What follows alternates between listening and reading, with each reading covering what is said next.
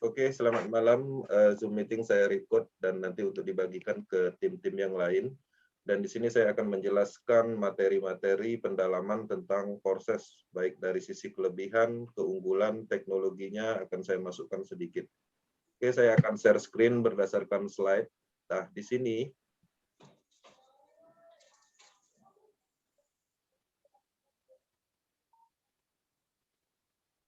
ya, jadi di sini saya tidak menjelaskan secara detail, tapi poin penting yang sebagai bahan untuk pengembangan aja. Nah, di sini perlu kita memahami bersama bahwa ada semacam perubahan dari masa ke masa ya. Nah, artinya ini adalah historical pergerakan pertukaran transaksi yang ada di dunia ini. Dan ini perlu dipahami bersama-sama bahwa kita berada di cryptocurrency yang sekarang industri 5.0 ya, 5.0. Nah, jadi kita sama-sama tahu di 6.000 sebelum Masehi itu adalah zaman batu, itu ada zaman berburu. Kemudian masuk ke 3.000 sebelum Masehi itu zaman agrikultum atau bertanam. Nah, artinya pada masa itu orang hidup dengan bercocok tanam. Kemudian masuk di 1.700 sebelum Masehi itu zaman industri atau manufakturing. Zaman itu orang-orang kaya itu diambil rata-rata orang-orang yang menguasai industri atau manufacturing. Masuk di 1970 sebelum Masehi, era informasi, internet, big data. Yang mana di sini mulai ada semacam marketplace, orang mulai menguasai bisnis-bisnis online yang berhubungan dengan database. Kemudian masuk di 2010, kini semua dalam genggaman, artinya internet adalah suatu hal yang sangat diandalkan dimulai dari tahun 2010. Nah, sekarang 2020 masuk 2021 itu adalah dimulai dari industri 5.0 dan ini merupakan eranya sekarang yang sedang kita kerjakan ya, dengan kekuatan bisnis internet yang mana kita paham betul ketika bisnis mengandalkan offline pastinya akan mendapatkan suatu rintangan ya. Karena poin paling penting bisnis sekarang ini itu digerakkan oleh digital. Nah, jadi zaman-zaman seperti ini itu sudah lewat ya, barter, kemudian pertukaran dengan gold, metal, kemudian paper money atau uang kertas, mulai muncul plastik card atau semacam kartu kredit, electronic money dalam arti seperti GoPay dan lain-lain. Nah, pada intinya semuanya ini masih dalam kontrol terpusat, artinya sistem yang sebelum-sebelumnya ini tidak bisa diandalkan karena memang sudah terbukti kontrol penuh oleh pemerintah dan lain-lain. Nah, kemudian ke depannya cryptocurrency mulai dikembangkan ya. Dari 2010 yang saya kenal cryptocurrency sampai sekarang itu terus dan semakin lama volume transaksi yang ada di market cap-nya semakin besar. Orang-orang mulai memahami tentang cryptocurrency teknologi blockchain. Nah, era inilah sekarang kita berada dan pastinya kita harus mempersiapkan diri untuk ini. Ya, seperti itu. Nah, proses platform atau alat ya yang ditemukan tahun 2020 berbasis teknologi smart contract ya. Jadi dia berjalan otomatis tanpa admin di sini. Berjalan dengan aturan yang sangat ketat. Terstruktur, diperhitungkan serta sangat transparan. Nah, jadi banyak sekali yang menganggap proses ini investasi, bukan ya, karena ini adalah penemuan baru, bukan MLM juga, bukan game juga. Jadi intinya ini adalah hal yang baru.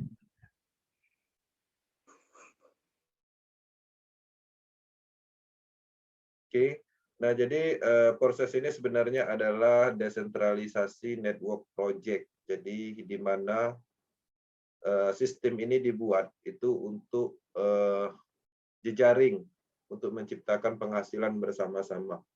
Ya, Matrix ini dia menghubungkan orang seluruh dunia seperti itu. Nah, jadi di sini saya jelaskan lagi apa itu blockchain, dan inilah kekuatan bisnis proses. Blockchain ini ada sebelum proses ada. Artinya teknologi blockchain itu digunakan di proses. Kita sama-sama tahu kekuatan dari blockchain ini pertama diimplementasikan di Bitcoin, ya. Blockchain itu adalah teknologi, ya, adalah kumpulan node superkomputer yang tersebar di seluruh dunia. Jadi dia tidak ada servernya di sini, di mana setiap data transaksi diproses dengan aturan dan algoritma yang sangat kuat. Ya, saking kuatnya memang terbukti belum ada kasus yang bisa menguasai cryptocurrency yang beredar seperti Bitcoin, Ethereum, itu tidak ada yang bisa mengendalikan itu. Ketika sistem itu ditanamkan, disebarkan di node komputer berupa algoritma rumus algoritma, itu dia akan berjalan dan tidak bisa dikuasai atau diintervensi seperti itu. Nah, hal ini tidak memungkinkan adanya perubahan data pada transaksi yang telah dikonfirmasi. Nah, jadi ini menarik bahwa blockchain ini kekuatannya memang luar biasa teknologi ini, dan kita menggunakan teknologi ini. Ini yang paling penting poinnya, agar sama-sama dipahami kekuatan dari proses. Kemudian teknologi blockchain ini digunakan dua algoritma program. Ya, ini sebagai bahan juga untuk memahami tentang teknologi proses ini. Pertama, blockchain teknologi ini dipakai di cryptocurrency. Ya, pertama kali digunakan di cryptocurrency. Pada saat itu BTC, nyusul Ethereum dan lain-lain, ya. Nah, jadi cryptocurrency ini adalah uang digital yang mana transaksinya peer-to-peer, langsung, tidak ada perantara. Nah, kemudian teknologi blockchain ini juga seiringnya perkembangan, orang-orang mulai memikirkan teknologi blockchain ini dipakai untuk apa, ya. Akhirnya ditemukanlah sebuah sistem atau teknologi baru pengembangan dari cryptocurrency, yaitu smart contract. Smart contract itu berupa kriptografi yang ditanamkan di dalam teknologi blockchain, sejenis kalau bahasa standarnya itu script, ya mungkin seperti itulah biar gampang dipahami. Nah, script itu terdiri dari perintah-perintah sistem, kemudian diuji coba di server terpusat dulu. Setelah semuanya matang, semuanya berjalan, algoritma atau script ini berfungsi semuanya, baru dimasukkan ke dalam blockchain. Nah, ketika dia masuk ke dalam blockchain, tertanam di situ, itu tidak bisa dirubah lagi. Ya, konsepnya seperti itu. Nah, smart contract ini dipakai di beberapa platform yang sudah diimplementasikan, seperti platform DeFi. Itu adalah pertukaran cryptocurrency yang tanpa ada perusahaannya atau tanpa ada adminnya. Ya, seperti Pakaswap, yang sejenis swap yang ada di aplikasi, itu tidak ada yang mengontrol, artinya semua berjalan sendiri. Nah, kemudian proses matrix system juga menggunakan sistem smart contract. Nah, kayak JuiceWeb juga, ya, itu udah sistemnya smart contract, jadi dia berjalan sendiri. Tapi kalau sejenis Indodax, itu masih ada kontrol terpusatnya, walau dia desentralisasi. Karena ketika kita create wallet di Indodax itu, seharusnya hak kita ada di situ adalah private key-nya. Tapi sistem Indodax itu udah membuat program private key itu nge-save-nya ke database mereka. Kita hanya mendapatkan fasilitas wallet aja dan password yang dari development-nya Indodax, misalnya seperti itu. Tapi kalau di JuiceWeb, itu semuanya kita yang pegang. Itulah salah satu perbedaannya antara JuiceWeb exchanger-nya aplikasi dengan exchanger-nya Indodax sama toko kripto. Toko kripto kita juga tidak mendapatkan private key. Nah, pertanyaannya, aman mana nyimpan cryptocurrency di Indodax atau di wallet? Ya, aman yang di wallet, cuman resikonya sepenuhnya kita. Karena private key semua kontrolnya di kita. Kalau di Indodax itu masih ada potensi kontrol atau penguasaan, ya, dikuasai oleh perusahaan tersebut. Kemudian banyak juga game itu menggunakan sistem smart contract juga. Game di aplikasinya Trust Wallet itu yang ada di aplikasinya Trust Wallet, Token Pocket, itu semuanya sudah menggunakan teknologi blockchain. Teknologi blockchain itu yang dipakai itu ada smart contract. Nah, proses itu menggunakan dua-duanya, ya. Proses menggunakan BUS, kemudian sistemnya menggunakan smart contract, ya. Dua bagian pengembangan blockchain ini dipakai semua di proses seperti itu. Nah, apa itu BUS? Nah, jadi perlu diketahui di lapangan banyak sekali menganggap BUS ini diremehkan dalam arti bukan cryptocurrency. Ya, di sini saya jelaskan BUS ini apa. BUS ini itu adalah stabil coin namanya. Dia standarnya dolar Amerika Serikat yang dibuat oleh Paxos bekerja sama dengan Binance. Ya, Paxos atau Paxos Standard Peg yang lebih resmi karena direstui di bawah pengawasan New York Department of Financial Service (NYDPS). Ya, artinya memang ini sudah terjamin standarnya dan sudah diawasi oleh Badan Keuangan New York, ya. Nah, jadi salah satu pembuktian bahwa BUS ini secara kegunaan dan kepercayaan dunia dia berada di rank 18 secara market cap. Bayangkan ada ribuan cryptocurrency yang ada di market cap. Binance USD atau BUSD ini berada di rank 18. Ya. Nah, masih ada yang meremehkan BUS ini, menganggap BUS ini tidak di semua exchanger. BUS ini kalau di luar itu sama seperti USDT. Ya, jadi secara volume jelas dia berada di rank 18, artinya sudah diakui dunia dan jadi tidak diragukan lagi. Nah, jadi ada juga yang menganggap BUSD ini token. Ya, BUSD ini adalah token. Di dalam cryptocurrency atau digital cryptocurrency, dia ada dua karakter. Nama, ada satunya memang cryptocurrency, ada satunya namanya token. Kalau token itu sebuah teknologi cryptocurrency, mata uang digital, dia sudah menggunakan teknologi blockchain, tapi blockchain-nya itu numpang seperti itu. Bukan blockchain sendiri, seperti USDT, BUSD. Nah, itu adalah token. Nah, dia ditanamkan di Binance Smart Chain, blockchain-nya BNB. Nah, makanya disebut token. Secara teknologi, secara kekuatan sama sebenarnya. Cuman penyebutannya aja. Jadi bukan berarti token itu rendahan, bukan. Memang banyak sekarang ini token dibuat, kemudian nggak ada nilainya banyak. Tapi intinya token ini sama aja seperti cryptocurrency. Cuman dibuat token untuk membedakan dia menggunakan blockchain sendiri atau numpang di blockchain lain. Karena BUS ini numpang di Binance, makanya disebut token seperti itu. Apa itu BNB? BNB adalah cryptocurrency aset yang dikembangkan oleh Binance. Ya, Binance ini itu adalah exchanger terbesar di dunia, ya, dan masuk di dalam 5 besar market cap. Sekarang 3 dia urutannya di market cap yang BNB-nya. Nah, jadi BNB ini terdiri 3 teknologi. Pertama kali mereka mengembangkan numpang di blockchain-nya Ethereum, namanya ERC20 teknologinya. Nah, seiring berjalan, Binance merasa mampu membuat cryptocurrency sendiri, mereka buatlah di blockchain sendiri, tapi menggunakan BIP2.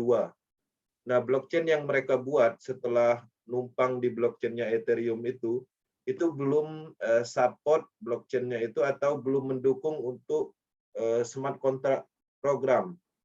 Hanya cryptocurrency aja.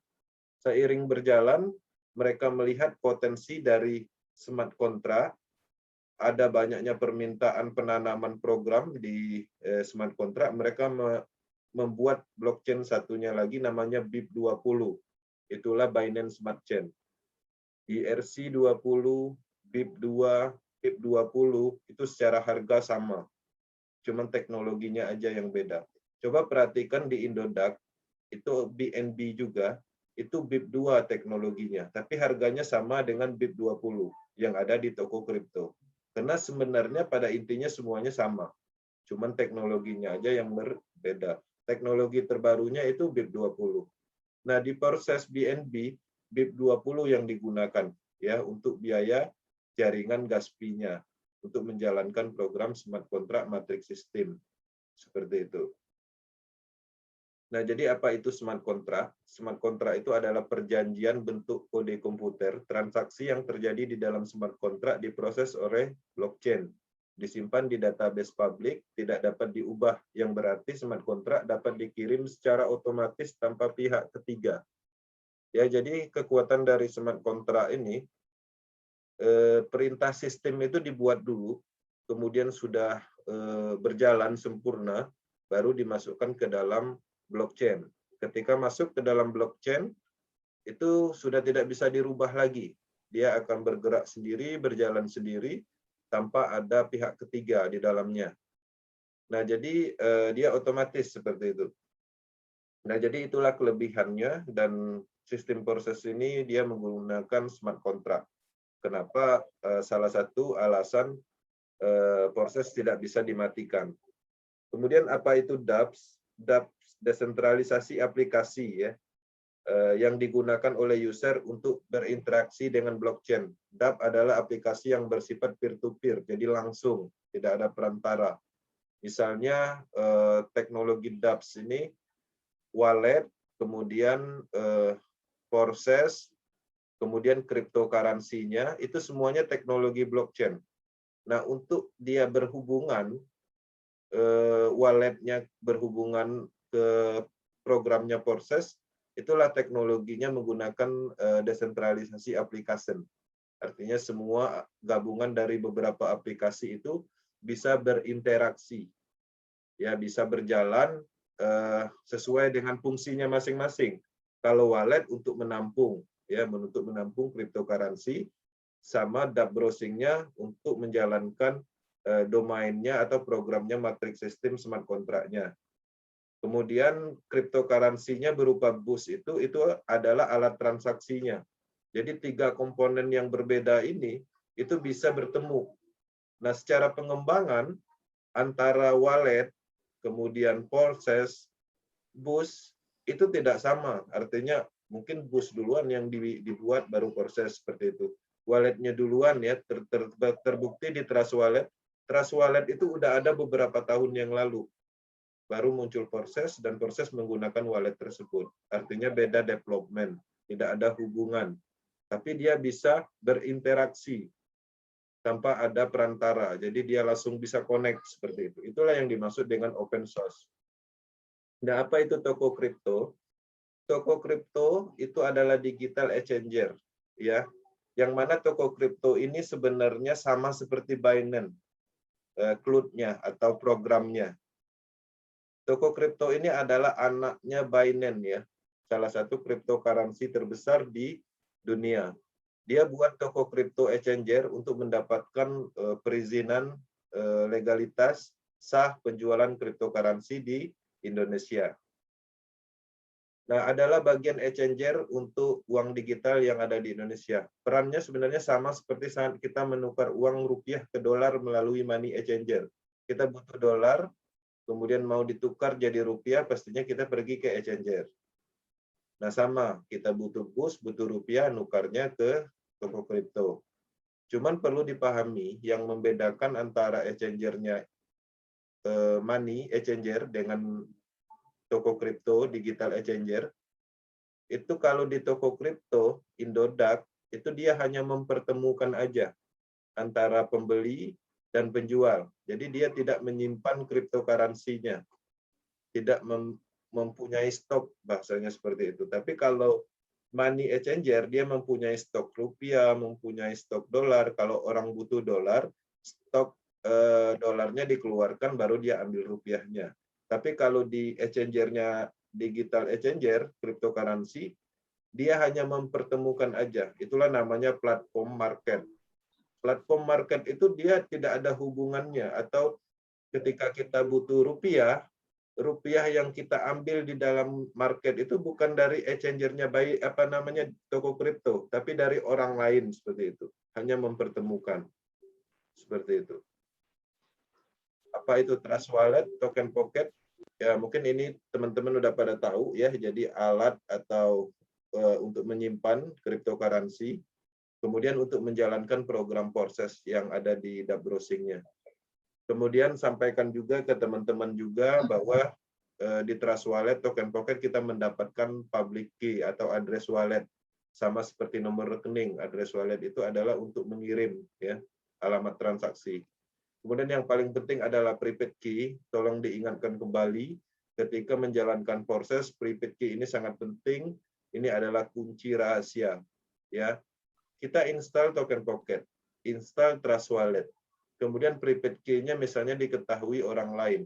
Nah, secara keamanan itu udah hilang ya. Karena salah satu kelebihan dari teknologi blockchain ini keamanannya, kekuatannya. Tapi kalau prepaid key-nya bocor, ada yang tahu berarti secara keamanan satu tingkatnya udah hilang. Nah, fungsi dari prepaid key ini sendiri ketika kita install kemudian tahu-tahu teraninstall sama anak misalnya. Untuk mengembalikan lagi saldo semua yang ada di dalam program itu prepaid key yang dibutuhkan. Kita install ulang, imporkan kembali. Jadi semua data yang tadi itu masuk lagi seperti itu. Nah, kalau seandainya handphone hilang misalnya, kita bisa install ulang di handphone lain dengan menggunakan prepaid key-nya tadi. Semua datanya akan balik. Nah, cuman ketika kita menyimpan prepaid key ini di dalam handphone misalnya, atau di screenshot, atau dicatat di dalam lokal handphone, kalau handphonenya hilang, artinya prepaid key-nya juga ikut hilang. Artinya kita selamanya tidak bisa akses. Makanya kita merekomendasikan prepaid key ini di print, seperti itu, masukkan ke dalam dokumen. Penting, gabungkan. Karena ini bisa diwariskan sebenarnya. Kemudian caranya lagi gimana dikirim ke email sendiri. Copy prepaid key-nya, masukkan ke pengiriman, tulis email sendiri. Nanti dia akan ngirim ke email kita sendiri. Dia save di situ. Nah, untuk menjaga keamanannya tinggal diperkuat aja emailnya. Buat verifikasi 2 langkah. Oke. Keuntungan bersama proses.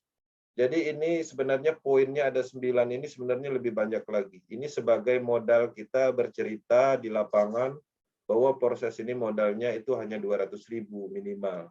Itu sebagai pembuka pembicara, daya tarik. Kemudian 100% pendaftaran diterima oleh partner. Jadi pengembang tidak mengambil apapun dari partner. Contohnya misalnya saya join proses, ajak si A, artinya ketika saya mengajak si A, berhasil menjual slot. Ya, 100% itu pendapatannya untuk saya, untuk X3. Kemudian X4-nya untuk saya, dan ada juga untuk tim, tergantung dari algoritmanya. 100% desentralisasi, tidak perlu di admin, tidak ada transaksi berjalan otomatis di smart contract, potensi income unlimited, ya, partner dapat menghasilkan 100.000 USD atau lebih, tergantung dari usahanya. Nah, jadi maksudnya, kalau yang pernah ikut di dalam bisnis BU misalnya ada namanya kontrak, misalnya dapat 300%, kita harus reinvest lagi seperti itu. Nah, itu namanya tidak unlimited. Kalau ini dia sekali aja buka slot selamanya potensinya. Nah, itu kelebihannya juga. Kemudian 100% transparan. Nah, jadi saya banyak menjalankan bisnis, banyak yang bilang 100% transparan. Tapi proseslah yang paling transparan yang saya temuin selama ini. Ketika bisnis itu transparan, artinya tidak ada yang namanya penipuan atau potensi scam-nya. Ya, scam itu karena pasti ketidaktransparansi, itu pasti. Nah, jadi transparan 100% ini nanti mungkin kita akan masuk ke sesi nantinya, kita akan ajarin cara pengecekan transparansi 100%-nya itu seperti apa. Kemudian tidak mungkin scam ya, karena dana dan server tidak terpusat. Nanti kita jelaskan. Pembayaran komisi otomatis instan langsung masuk ke wallet ya. Anda dapat berpenghasilan walaupun tanpa mereferral. Seperti itu. Oke. Ini saya skip aja. Ini materi umum. Saya lebih ke kelebihannya. Nah, di sini saya ingatkan lagi. Profit Boost Platform X3. Ada 3 potensi income yang kita dapat, ya. Pertama, ketika kita merekrut langsung, misalnya saya join Courses, ajak si A, pada saat dia join, membeli slot, itu langsung itu dapat. Itu pertama. Kemudian bottom overflow, yaitu ketika ada member di struktur bahwa kita melakukan reinvest.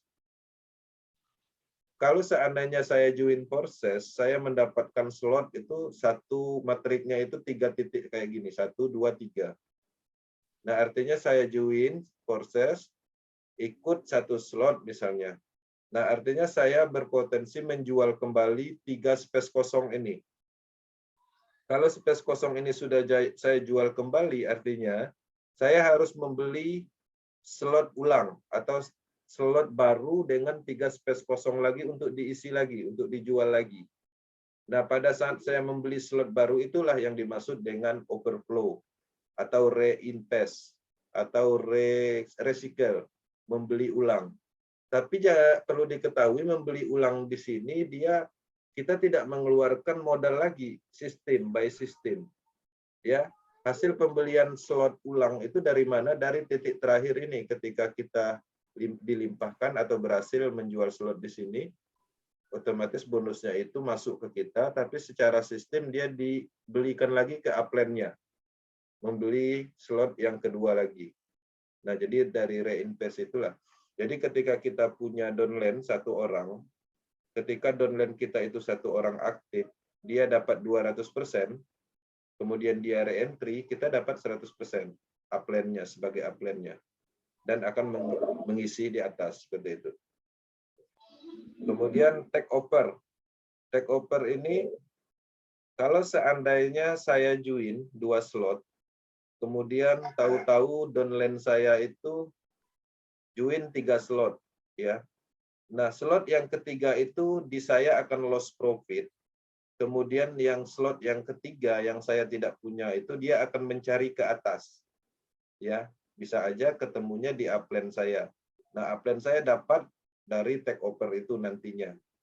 Ya, itulah yang dimaksud dengan take over. Artinya kita tidak tahu di kedalaman berapa, tahu-tahu ada yang ngambil 15 slot.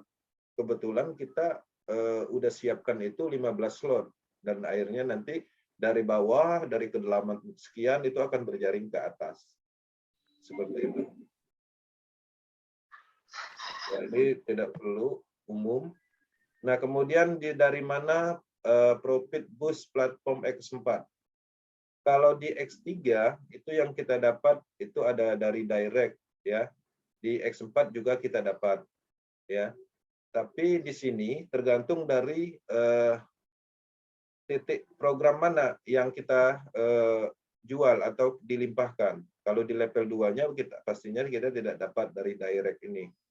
Kemudian overflow from up, yaitu ketika member di struktur atas Anda yang melakukan reinvest. Ya, seandainya saya join Courses, kemudian saya ajak si A. Kemudian si A ini pasif misalnya. Nah, setelah saya reinvest, nanti ada kemungkinan ID saya itu akan dilimpahkan ke bawahnya. Dan saya aktif, kemudian dia akan mendapatkan bonus. Nah, makanya jangan heran ID kita besar misalnya urutannya. Anggaplah misalnya di angka urutan ke 500, tapi tahu-tahu di bawah kita ada ID 68 misalnya. Itu dia udah pernah reinvest, kemudian terlempar lagi ke bawah. Nah, itu potensi dari program X4. Kemudian bottom overflow, yaitu ketika ada member di struktur bahwa kita melakukan reinvest, sama seperti X3 tadi. Kemudian take over. Nah, artinya program X4 ini potensi penambahan income-nya itu ada di sini. Ya. Kalau di X4 tadi direct ada, bottom overflow ada, take over ada. Nah, di X4 ada kelebihannya overflow from up, yaitu upline, reinvest, ID-nya terlempar ke bawah. Seperti itu. Oke, seperti ini strukturnya. Sudah pernah kita jelaskan dan saya rasa semuanya udah paham ya. A, B, ketika kita berhasil menjual slot di titik program AB ini, itu kita belum dapat. Dapatnya ke upland.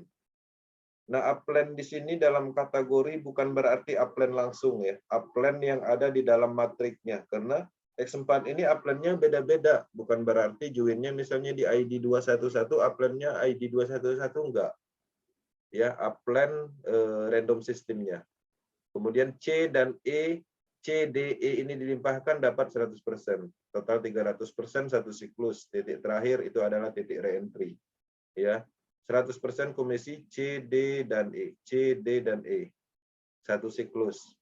Ketika ini penuh semua, kita diwajibkan by sistem sendiri yang membeli kembali slot kosong.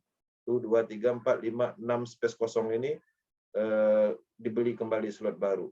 Jadi dia berputarnya di sini aja. Nggak ada berkelanjutan. Oke. X-Goal. X-Goal ini nanti dia ada presentasinya. Sama seperti Triple X. Setiap titiknya. Udah pernah dijelaskan juga.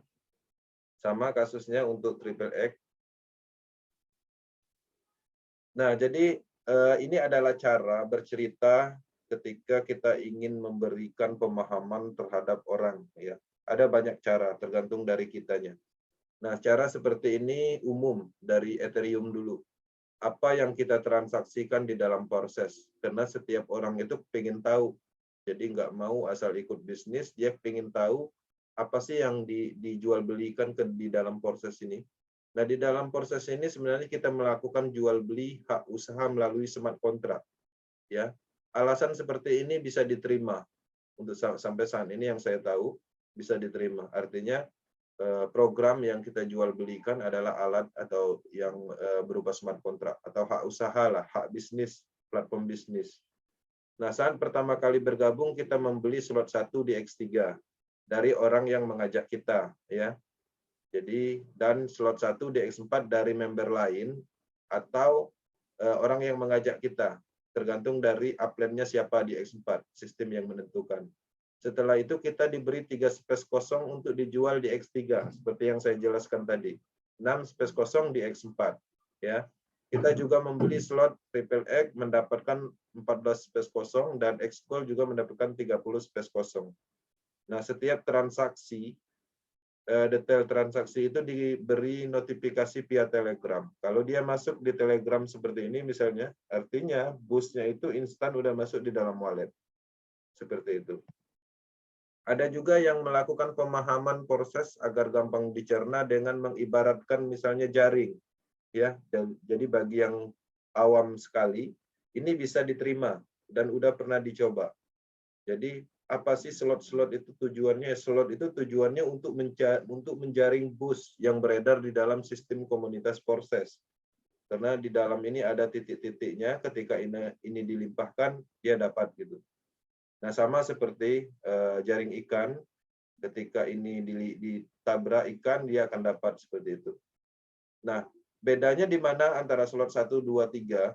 Nah, kalau kita hanya membeli slot 2, artinya kita mempunyai jaring yang pendek, potensinya sedikit. Kalau seandainya ngambil 5 slot, artinya potensinya lebih besar karena lebih banyak program yang kita beli, atau lebih panjang kalau bahasa jaringnya.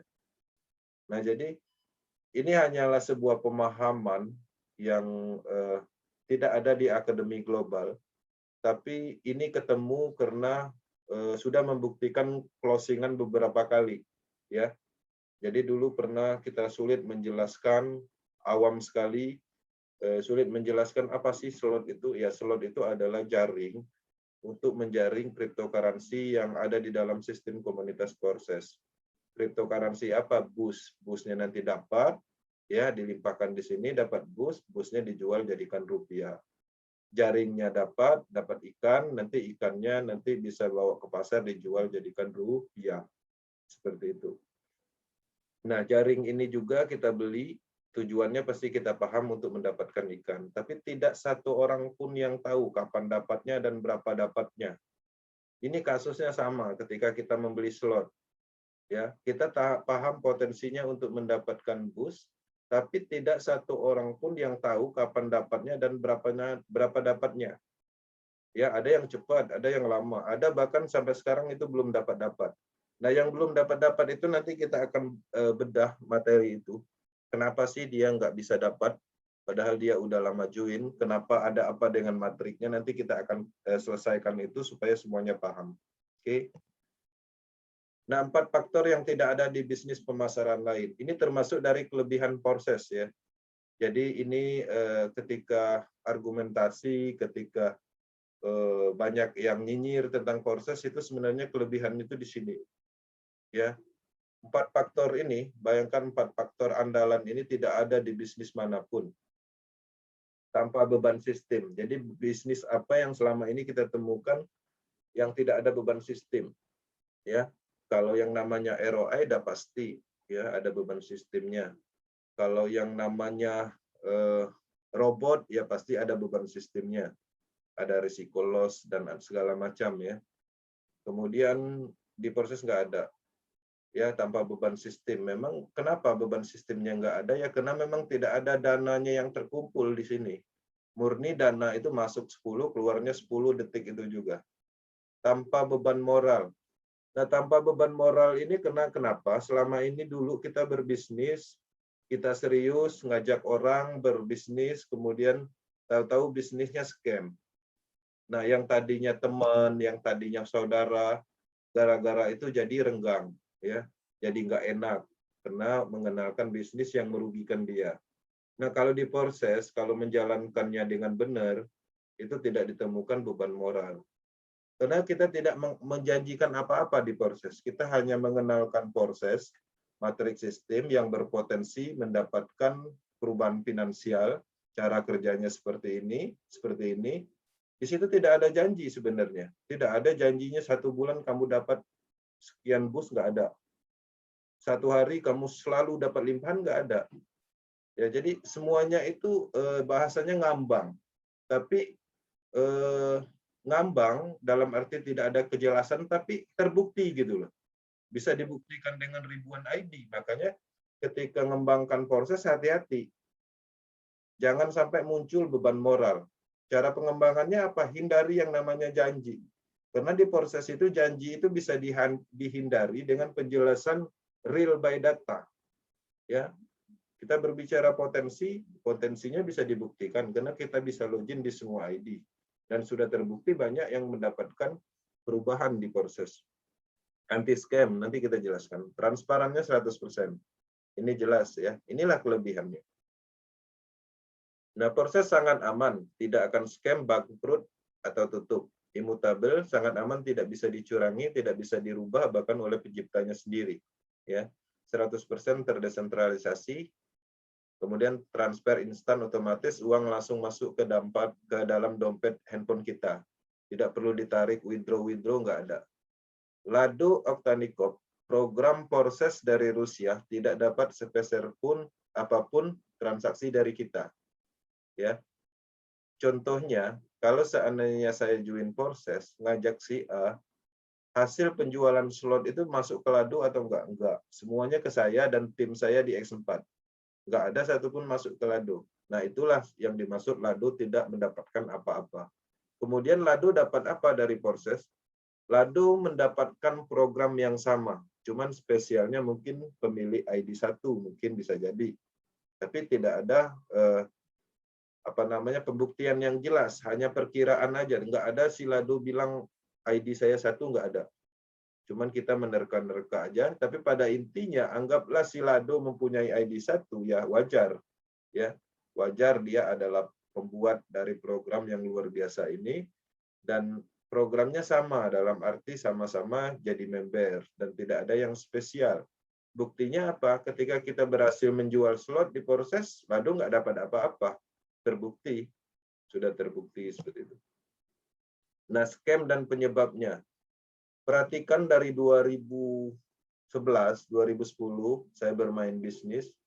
Scam itu nggak lain karena faktor ini aja. Gagal bayar, ya gagal bayar profit, website down, webnya diserang oleh kompetitor, web diblok pemerintah, sering terjadi, uang dibawa kabur, ini paling sering nih. Script di setting, ganti plan, Dalam arti misalnya harusnya haknya si A, tapi skripnya dirubah, misalnya kayak donasi gitu. Donasi misalnya skrip hari ini pembayaran untuk si B, tapi karena si ownernya atau development adminnya di settingnya, oh ini si A ini jangan dikasih lah, dia nggak aktif, kasih kepada si C misalnya. Itu sering terjadi di dalam donasi. Kemudian beban sistem berat, ya pastinya akan terjadi. Kalau di sini nggak ada beban sistem. Nah, dua faktor penyebab utamanya sebenarnya dari poin ini itu web terpusat dan dana terpusat. Inilah dalang scam. Nggak ada scam itu yang keluar dari ini. Rata-rata ini. Nah, perlu diketahui scam itu artinya penipuan. Ya, jangan salah mengartikan penipuan. Ya, jadi scam itu adalah sebuah penipuan. Nah, jadi ada yang bilang kayak proses Ethereum itu scam. Proses Ethereum nggak scam. Dia tidak ada peminatnya lagi membeli slot itu karena harga slotnya mahal. Ya, tetap ada program itu. Nah, pertanyaannya sanggup nggak menjual slot dengan harga segitu? Kalau sanggup ya lakukan, karena programnya masih ada. Yang dimaksud dengan scam itu memang direncanakan untuk menipu. Setelah gagal, semuanya pembayarannya itu hilang biasanya webnya. Nah, itu artinya memang scam itu direncanakan. Kalau diproses memang tidak ada potensi scamnya. Kenapa proses tidak bisa scam secara logika teknologi? Proses menggunakan teknologi DApp, desentralisasi aplikasi. Tidak bisa servernya down, tidak bisa dihack siapapun juga. Karena dia adalah DApp, aplikasi tidak disimpan di server terpusat. DApp dan data proses berjalan disimpan di ratusan ribu komputer blockchain seluruh dunia. Satu error, ratusan ribu lainnya siap backup. Proses menggunakan teknologi DApp, teknologi yang dipakai seperti Bitcoin, BNB yang sudah terbukti. Ya, kenapa proses tidak akan scam secara logika sistemnya? Proses tanpa beban sistem, karena bukan binari. Kalau binari kan dia terus lama-kelamaan terbentuk jaringan besar ke bawah, terjadi piramid. Kemudian matahari juga berkelanjutan, itu pastinya menguntungkan orang paling atas. Kalau di proses enggak. Terbukti ID yang lebih mudah sampai sekarang, itu ada yang belum dapat profit. Artinya proses memang adil. Proses bukan plan investasi, tidak ada profit di sini, ya, tidak ada ROI. Pengumpulan dana tidak ada. Nah, beban sistem itu terjadi ketika ada pengumpulan dana, ya, ketika ada janji profit seperti itu. Nah, di sini kelebihan dari Binance Smart Chain ini ada hubungannya ketika timnya Tron, timnya Ethereum yang menganggap Binance Boost ini adalah biasa-biasa aja. Nah, kelebihannya di sini. Bandwidth-nya sangat baik, biaya rendah, infrastruktur berkembang dengan baik, popularitas semakin meningkat, reputasi yang sempurna. Boost ini dibuat sebenarnya ya karena alasan kegagalan dari perkiraan. Mereka tidak juga memikirkan efek dari kenaikan cryptocurrency itu sendiri. Overload blockchain itu tidak diperkirakan juga, karena memang pengembangan dari blockchain itu sendiri terpisah, bukan dari proses. Proses itu hanya menggunakan teknologi itu. Nah, adapun overload-nya blockchain itu luar dari perkiraan mereka. Nah, jadi makanya mereka proses ini kan harus terus berkembang, dalam arti akan terus ada namanya program. Kayak sekarang ini, Triple X ini yang dibuat ini, itu tidak bisa ditanamkan di dalam blockchain-nya Ethereum. Kalaupun dipaksakan bisa, itu biaya gas fee-nya sampai 5 kali lipat yang saya dapat informasinya. Artinya kalau seandainya Triple X ini ditanamkan di Ethereum, selama Ethereum-nya belum diupdate, blockchain Ethereum belum diupdate, program ini bisa ditanamkan di Triple X, itu bisa. Tapi biaya gas fee-nya itu lebih besar dari harga slotnya. Jadi bisa 5 kali lipat sampai 3 kali lipat. Kira-kira siapa yang mau jalankan bisnis ini? Dengan kondisi seperti itu nggak ada. Artinya apa yang dilakukan pengembang itu jauh dari pemikiran kita sebagai follower atau melakukan pengembangan proses. Apakah akan ada program baru di Boost? Ada, ya, Triple X. Bagaimana persiapan peluncuran ini pada saat peluncuran? Nah, di sini apa itu token boost dan kelebihannya? 5 poinnya atau keuntungan proses boost. Pertama, nilainya tetap, peluang kripto yang sama. Jadi maksudnya peluang kripto yang sama ini, kalau dulu ketika kita menjalankan proses Tron, Ethereum, kita mendapatkan potensi yang namanya dari kenaikan harga, ya. Artinya dapat Tron, Tronnya bisa disimpan jadikan aset, nanti naik harga tinggi dijual, artinya dapat double keuntungan. Nah, di proses boost ini sebenarnya potensi atau peluang itu tidak berubah karena boost ini adalah token cryptocurrency, bisa di swap, bisa aja kita dapat boost, kita compare ke Tron, simpan Tron misalnya, seperti itu maksudnya, ya.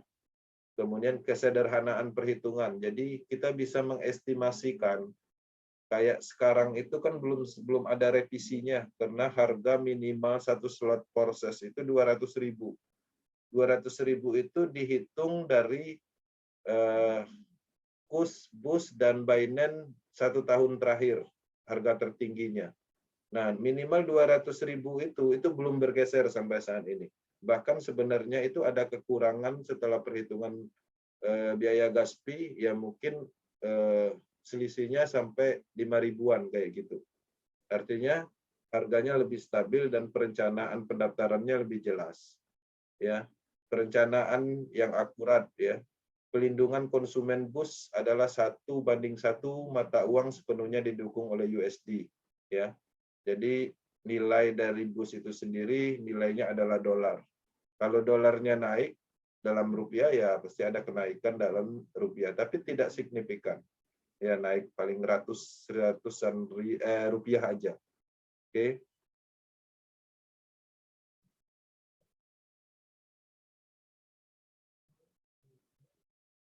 Nah, ini banyak ya yang membedakan atau yang menganggap proses itu Ponzi. Karena katanya member get member, artinya harus mencari orang. Nah, jadi sebenarnya beda ya. Kalau proses itu modalnya sesuai dengan penghasilan. Ya, kalau slotnya kecil, ya income-nya juga kecil. Seperti itu. Sesuai. Tapi kalau Ponzi biasanya modalnya kecil, untungnya besar. Nah, kemudian keuntungan ditentukan oleh kerja keras dan tim. Nah, kalau di Ponzi menjanjikan keuntungan tetap per bulan. Ya, ada ROI-nya seperti itu. Proses tidak mengolah dana Anda dan 100% transparan, bisa dicek. Dana diatur perusahaan, tidak jelas alirannya. Nah, jadi di dalam bisnis Ponzi itu, mereka bisa aja mencari alasan supaya dana itu terkumpul. Dana itu misalnya mau ditradingkan ke forex, tapi sebenarnya nggak ada itu. Jadi dana itu bisa aja untuk pergi ke buat roadshow, ke seminar, atau kadang itu dibawa untuk hal-hal yang nggak bagus dana itu. Jadi memang tidak diputar sama sekali. Aliran dana untuk pembayaran profit itu murni dari member itu sendiri. Nah, jadi ada kalkulasinya kalau seandainya network-nya kuat, artinya dana yang masuk itu pastinya lebih besar dibanding dana yang keluar untuk bayar profit 1% per harinya. Nah, seperti itu. Nah, dia scam itu ketika tidak balance lagi. Artinya banyak dana yang keluar, dana yang masuk sedikit. Nah, ketika itu sudah mau tercapai, dana itu pasti mereka stop. Artinya tidak mereka jalankan lagi. Makanya ditutup programnya dan mereka sudah mengumpulkan dana yang banyak biasanya. Sistem adil menguntungkan semua member. Sistem tidak adil hanya menguntungkan yang atas. Ya, Ponzi itu jelas rata-rata yang sukses itu pasti owner, founder. Perhatikanlah, yang beli mobil itu siapa? Pasti ring satunya atau investor awalnya. Itu aja orangnya. Makanya di dalam bisnis Ponzi itu sebenarnya dalangnya itu aja. Dan saya mengatungi beberapa nama pelaku Ponzi ada di Indonesia. Dan sekarang mereka kelabakan karena adanya edukasi yang sifatnya mengarah dan merugikan mereka seperti ROI seperti itu. ROI sekarang itu ketika kita dijalankan bisnis itu tidak ada yang minat sama sekali karena memang udah terbongkar rahasianya. Karena ROI itu nggak ada. ROI atau bahasa investasi itu nggak ada sebenarnya. nggak ada real system yang menjalankan dana itu, hanya putaran dana aja. Dan kalau putaran dana itu semuanya dana dari member to member itu dibagikan ke member itu juga nggak masalah. Nah, permasalahannya dana yang terkumpul dari member itu 20% aja dibagikan ke membernya lagi. 30%, 80%-nya itu mereka makan, seperti itu. Selaku development-nya. 100% transparan, terdesentralisasi, tidak transparan dan sentral. Ya. Kemudian arisan berantai pernah kita bahas ya. Jadi ini pernah kita bahas. Nah, proses dengan MLM. Ya, jadi ini perbandingan aja, bukan mencari kelemahan atau apapun. MLM itu adalah bisnis yang baik dan dari dulu bisnis MLM ini banyak menciptakan orang kaya. Tapi di sisi lain MLM banyak dimodifikasi. Salah satu contoh saya pernah melakukan development pengembangan MLM. Pada saat itu produk kecantikan, sabun pemutih. Sabun pemutih waktu itu saya ingat harganya itu 1.500. 15.000 satu bijinya. Nah, ketika dijual di LM harganya 160.000. Ada gap yang begitu besar. Itu untuk apa? Untuk bayar bonus jaringan, biaya roadshow dan lain-lain, seminar. Kemudian secara fungsi sebenarnya sabun itu standarnya itu standar sabun Lifebuoy ya, yang sabun mandi itu. Nah, standarnya itu, tapi secara fungsi, secara cerita, bahasa network itu dilebih-lebihkan untuk mulus lah, untuk putih lah. Nah, artinya karena itulah MLM itu rusak. Dan itu pun disahkan sama APLI hebatnya. Dapat semacam pengesahan dari APLI legalitas bahwa itu sah dilakukan penjualan produk. Nah, itu yang merusak. Makanya MLM sudah kurang peminatnya karena faktor itu tadi. Kalau dulu itu bagus, zamannya Tianxi dan segala macamnya. Nah, jadi kekurangan kelebihannya memiliki sistem yang adil untuk semua member kalau proses. Kalau MLM pastinya tidak adil, hanya menguntungkan owner, orang-orang atasnya, karena dia menggunakan binary system. Tidak menawarkan janji yang tidak masuk akal, ya. Menjanjikan suatu yang tidak pasti. Ya, biasanya ada gambar mobil mewah, kemudian rumah mewah, tapi yang dapat itu biasanya si foundernya aja, ownernya aja. Tidak ada target yang harus dicapai, memiliki target dan mendapatkan keuntungan. Jadi ada target penjualan. Proses berjalan di blockchain yang akan terus hidup. Tidak bertahan lama karena menggunakan server biasa. Dimulai 200.000, semua orang membutuhkan perubahan. Harga produk mahal terkadang tidak dibutuhkan. Ada contoh kasus misalnya kita menjalankan MLM. Menjalankan MLM misalnya jual pupuk. Kira-kira semua orang butuh pupuk atau enggak? Enggak. Nah, jadi gimana caranya orang yang enggak butuh pupuk ini membeli pupuk? Nah, itu ada ilmu MLM-nya, ada ilmunya. Jadi jual sisir kepada orang botak, bahasanya seperti itu. Semuanya ada ilmunya, tapi pada kenyataannya semua itu hanyalah sebuah bisnis pemasaran. Gimana caranya agar kita bisa menjalankan bisnis pemasaran atau menghasilkan. Seperti itu. Pola pikir ya. Kualitas dan ketahanan terjamin sesuai karakter blockchain yang diakui. 90% MLM tidak sesuai dengan fungsi dan kualitas produk, ya. Tidak sesuai dengan harga, fungsi, dan kualitas produk.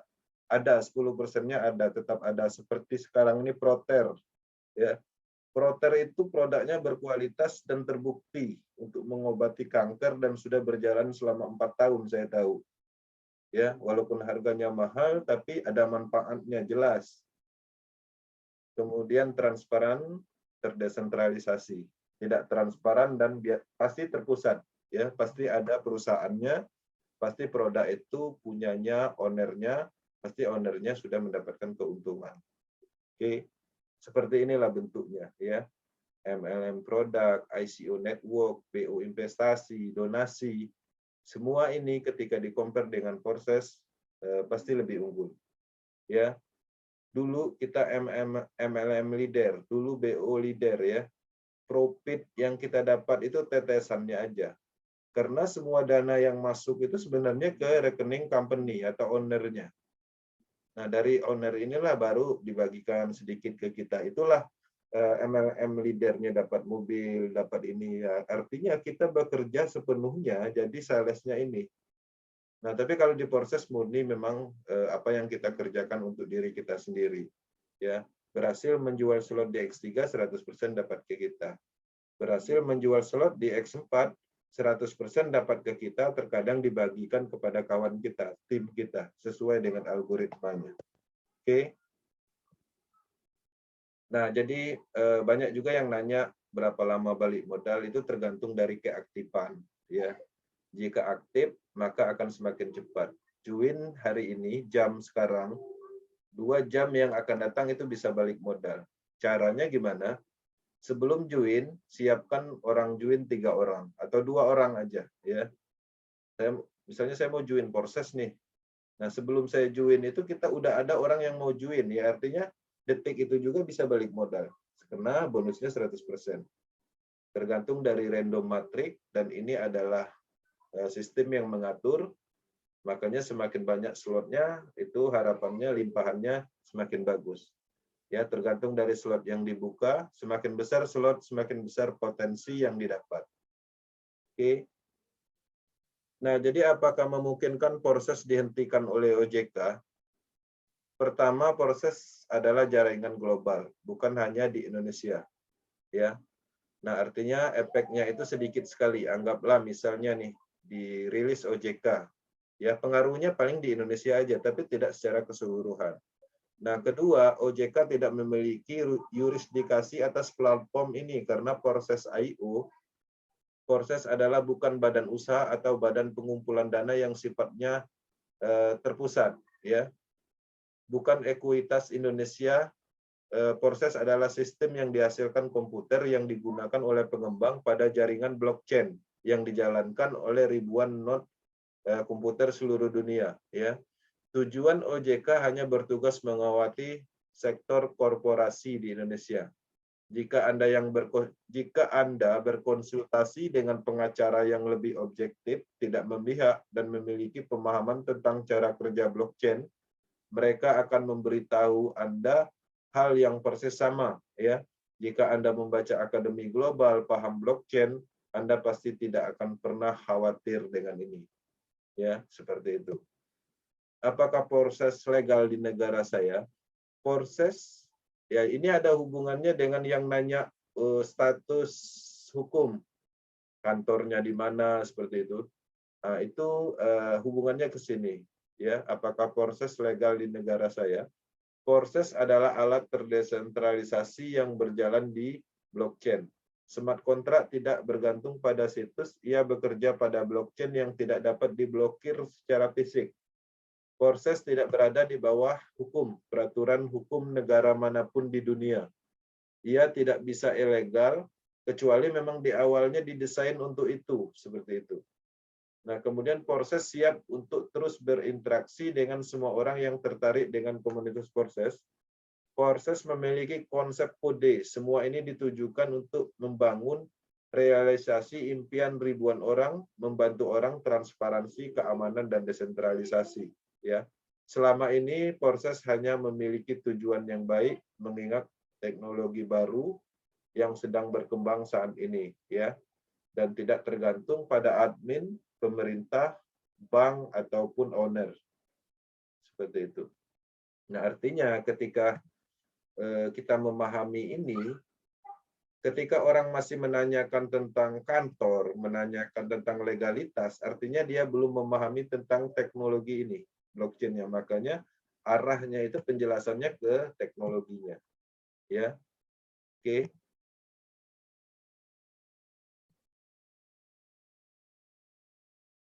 Nah, jadi di proses ini kan ada 2 ya wallet yang bisa digunakan. Jadi kita merekomendasikan penggunaan Trust Wallet. karena secara jaringan itu lebih baik. Karena di sini ada namanya program auto detect ya. Ketika dia masuk di jaringan yang terblok, dia akan berpindah sendiri. Nah, di di Token Pocket ini itu ketika handphone versinya lemah Android-nya, dia tidak bisa jalan auto detect jaringan yang keblok ini. Nah, artinya ketika mau akses proses biasanya sering nge-hang di Token Pocket. Nah, solusinya gimana? Solusinya impor private key-nya Token Pocket ini ke Trust Wallet, gunakan Trust Wallet. Itu solusi pertama. Solusi kedua, install VPN kalau untuk Token Pocket. Nah, kemudian perbedaannya antara Trust Wallet dan Token Pocket. Di sini Smart Chain, di sini BNB. Logonya sama. Kalau di sini BUS, BIP20, di sini BUS aja, di bawahnya ada BSC. Ya, perbedaannya di situ.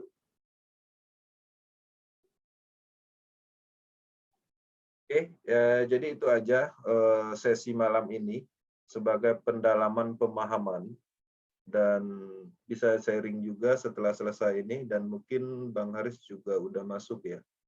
Oke. Oke, sekian terima kasih dan lanjut ke sesi berikutnya. Ini sudah masuk saya. Dari tadi 5 kok Mas. Terima kasih. Udah makan, udah mandi, sambil ini desain-desain website sebentar. Oke, selamat malam saudara-saudara teman semua sahabat Borsas. Masih bingung atau apa ya? Masih bosen? Sudah bosen atau masih pengen bertanya atau bagaimana? Karena penjelasan Bang Hensi ini selalu diulang-ulang, tetapi itu yang memang harus kita budayakan. Kita mengulang-ulang sesuatu yang sulit lama-lama menjadi gampang. Jadi supaya itu ada di pikiran kita, bahkan di luar kepala kita, ditanya orang langsung spontan. Jadi jangan bosan untuk mendengarkan penjelasan. Saya akan membaca beberapa pertanyaan ini. Sudah ada yang tanya. Jadi Bang Melisa Magea,